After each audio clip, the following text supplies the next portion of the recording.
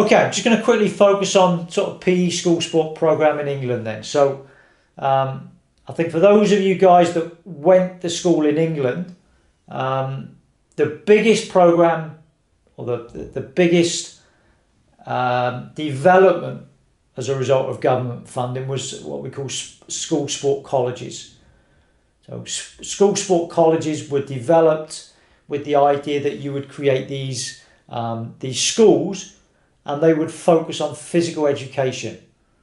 So rather than focus on, they still do their maths and English, but the focus of the school was to try and upskill and develop young children through their physical education experience. So as a result of that, the government developed the program called the PE School Sport Club Links strategy. So you can see there was £1.5 billion invested into physical education from 2003 to 2008, and it was focusing on this PE School Sport Club Links strategy. And as you can see from what I've written there, the main focus of that strategy was to get young children doing at least 2 hours of high quality physical education a week, and a hope that young children would also do an additional 2 to 3 hours beyond the school day. So ideally 5 hours, that's where we get the 5 times 60 minutes a day. So 2 hours of PE within the curriculum, 3 hours or 2 to 3 hours additional beyond the school day, the extracurricular. So that was the government investment, and you can see by 2008 the government had significantly surpassed the participation rate. So it was 85% of schools by 2008 were doing 2 hours of supposedly high quality PE.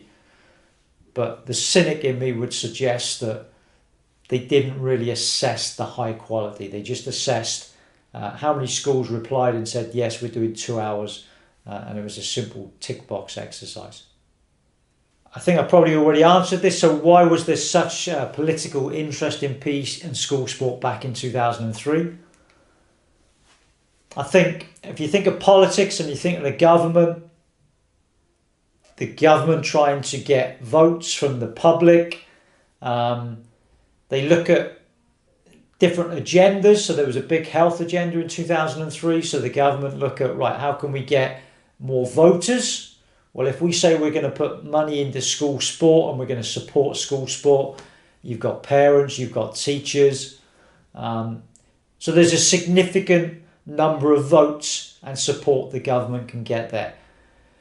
Thinking about it wider, like I mentioned, £600 million a year is probably spent on health in terms of cardiovascular disease, obesity. So straight away we reduce the amount of money that we're putting into the health agenda. That money can be relocated elsewhere. So again, it appeases the population. We all like success. When we do well at major championships, everyone is behind the team.